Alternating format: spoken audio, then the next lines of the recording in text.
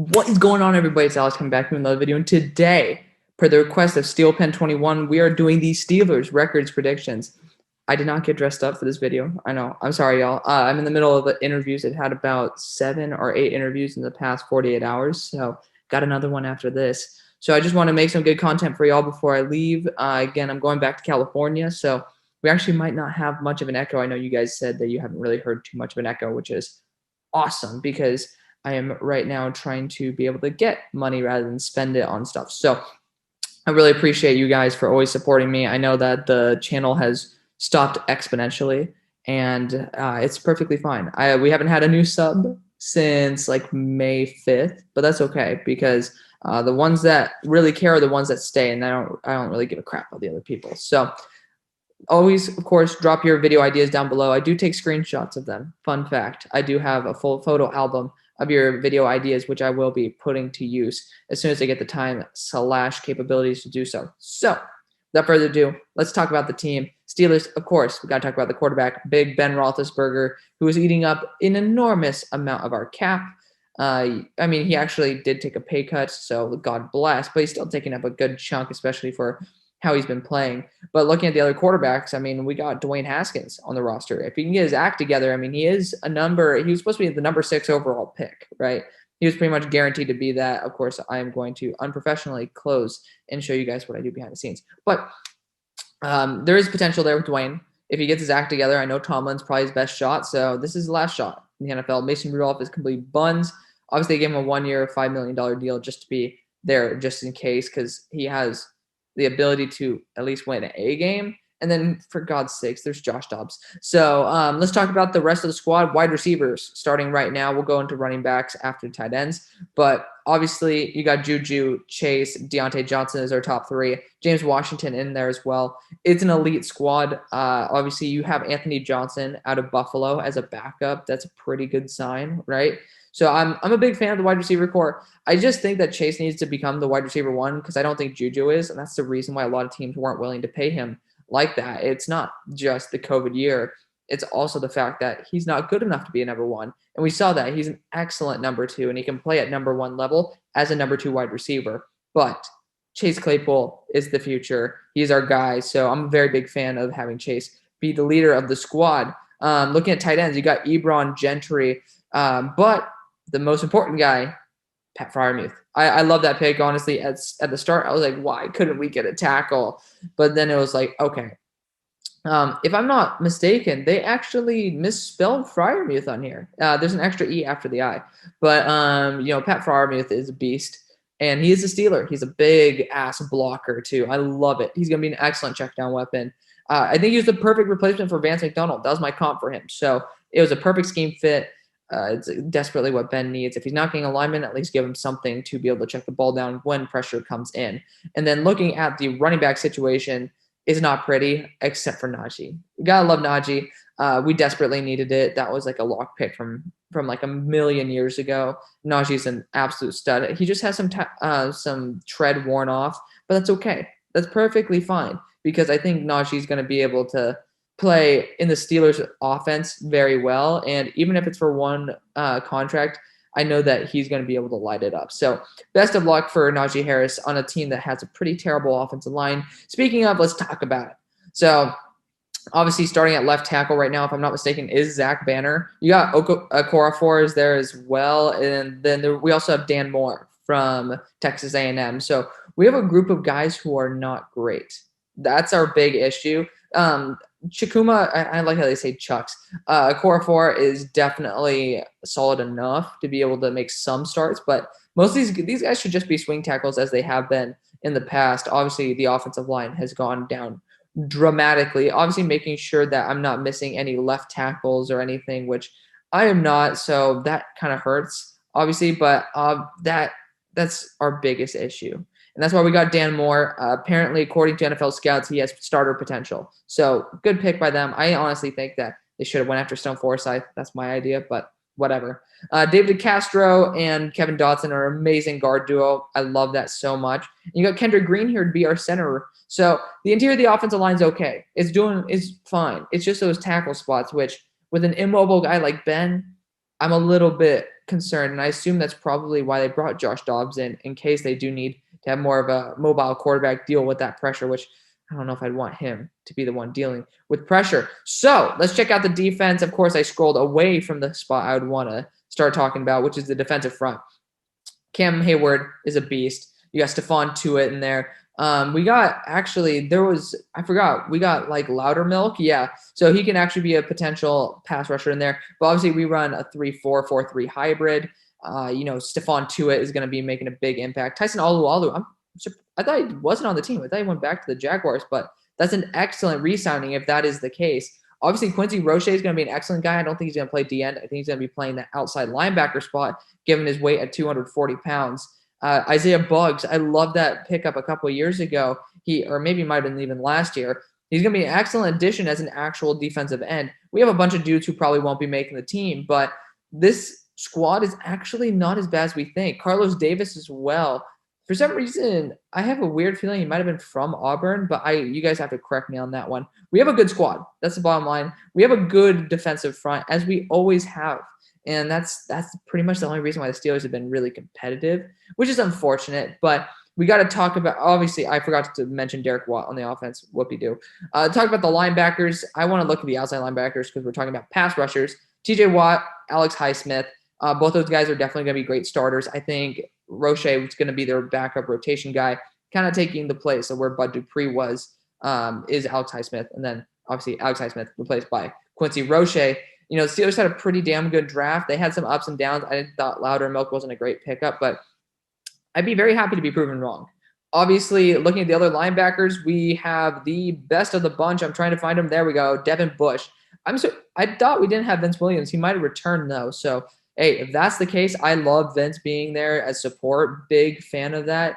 Ulysses Gilbert, pretty solid. Buddy Johnson, Bro Schmo absolutely loves him, so that's going to be great. Robert Spillane, I'm surprised he actually came back. He didn't have a bad year. He was definitely super solid.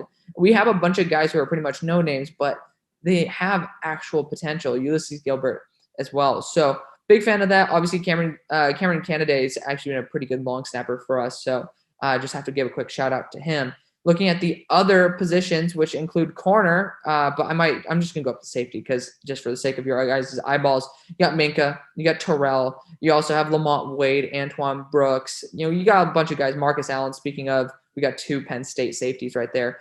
There's a good group. Miles Killebrew as well. I like that signing. He actually was a pretty good weapon for Detroit not too long ago. So definitely like that. We got a lot of different dudes who are very versatile. I'm very happy that we don't have to sign Minka this year. Obviously, we're going to give him that 5th-year contract extension.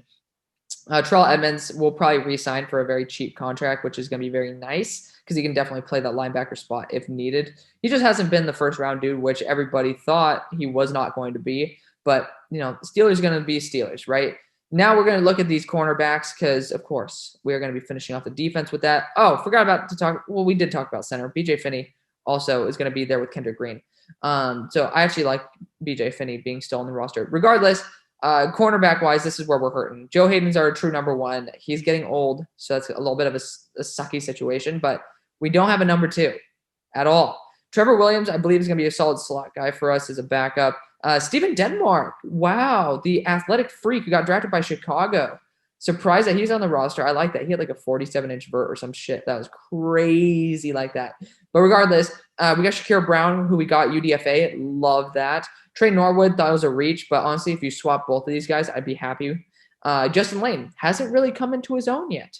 I hope that he does this year. Former wide receiver, now corner, who was drafted by the Steelers out of Michigan State. I was actually pretty happy with that signing. And then Cam Sutton, who is going to be who was an excellent re-signing after, of course, well, he left and then re-signed, if I'm not mistaken. Regardless, he's an excellent slot corner for us. I think he and Trevor Williams are going to be a really good duo there. I hope to God that that Justin Lane actually has a really good year because that is going to be very, very big because, again, our linebacking core is good. Again, we're assuming full healthiness here. Pass rushing, good. Defensive front, run stuffing, good. Now we got to make sure about the pass coverage because the safeties are also pretty solid. But let's get into it. Starting off week 1, we're going to Buffalo. And as much as I'd love to say, yeah, let's go Pitt, you can't really say that. Buffalo is up there. They are going to be dominant. They have a really solid pass attack. And again, like that's kind of a big issue for the Steelers, is that they're going to be dealing with the Buffalo pass attack. So for me, I got to give that to them. Las Vegas, they have a brutal offensive line right now. So what am I going to do? Give the team who wins in the trenches. Cincinnati, same thing. They neglected the offensive line. Okay, yeah, they got Jackson Carman. Whoop-de-doo. I don't think Jackson – I thought he was a guard, to be honest. I think he'll be okay, but Jackson Carman has so much room to grow as well. And Riley Reef gets destroyed by pass rushers. Jonah Williams is the only hope for this offensive line right now.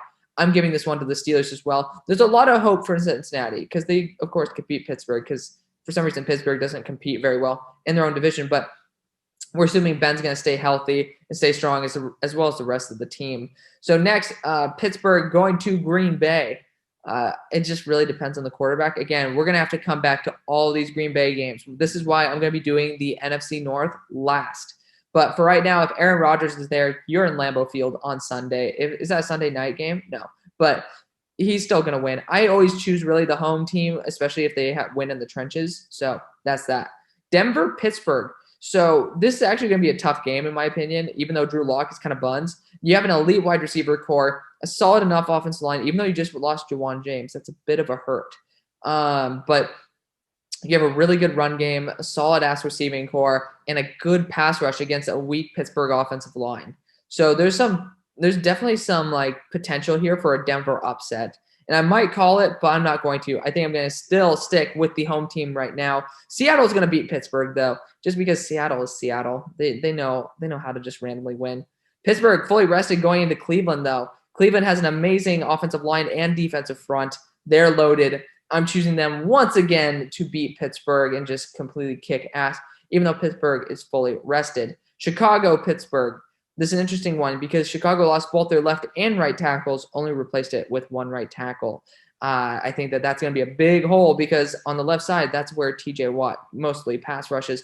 If I'm not mistaken, I think he might rush on the other side. Regardless, you have two really good pass rushers going up against this offensive front who, I mean, to be honest, they also could use some help right there because AlexCBarbour is not going to be the best at guard. So I'm leaning Pittsburgh here. Again, Justin Fields is really talented, but it's just something where I would say hold off for the moment. Pittsburgh's 4-4 right now, but that's perfectly fine. I mean, they're going up against a really tough schedule, but I think Justin Fields needs some time to grow into his own. Detroit rested to Pittsburgh. I'm sorry, Detroit. You guys are definitely on the upcoming, especially since you drafted Penei Sewell, but Pittsburgh's going to be rocking it out. As you guys can see, of course, with the fans being able to come back, the home team usually wins, so we're going to be sticking with that. Pittsburgh going to Los Angeles. I don't think Pittsburgh's built for Los Angeles. I think Los Angeles has a much better offensive line now, and they have an amazing defensive front. So that's something I'm definitely going to be looking for. Derwin James picking off Big Ben and stuffing that run game because they have a pretty solid defensive front right there. I like it. And again, you're in Los Angeles, so do with that. Pittsburgh to Cincinnati. I just still think Cincinnati has a lot of room to grow, but they do have a really elite passing attack. Man. Shoot, I don't know if I can go back-to-back for Pitt on this, but honestly, I think I'm going to just because Cincinnati's defense is not really the best. They signed a lot of players in free agency, but I still don't think they're there. I really don't think they're there. I think Pittsburgh's going to be dying at this point. They're going to be like, dude, we're 6-5. We need to kick ass. Next, Baltimore goes to Pittsburgh. I think Pittsburgh's going to win at home. They just usually do, and Baltimore will probably do the same. But Pittsburgh needs to win that game. Same thing with this. Pittsburgh's going to Minnesota, but Minnesota had an amazing draft. They did. But I'm going to be honest, I don't have faith in Kirk Cousins, especially on Thursday night. He never shows up in the bright lights. We're going with the Steelers to be able to upset.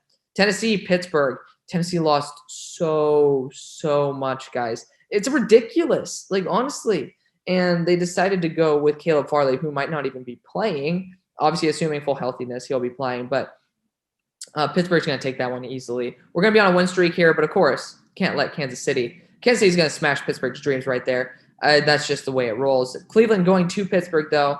I think Cleveland's going to be resting their starters possibly at this point because I seriously think Cleveland is a powerhouse, and I think Baker Mayfield is finally coming into his own with Stefanski coming into year 2. I think Pittsburgh is going to win that one because they are desperate. And Baltimore, this is a tough one, guys, because I don't know if I want this. I don't know if the Steelers can win back-to-back on Baltimore.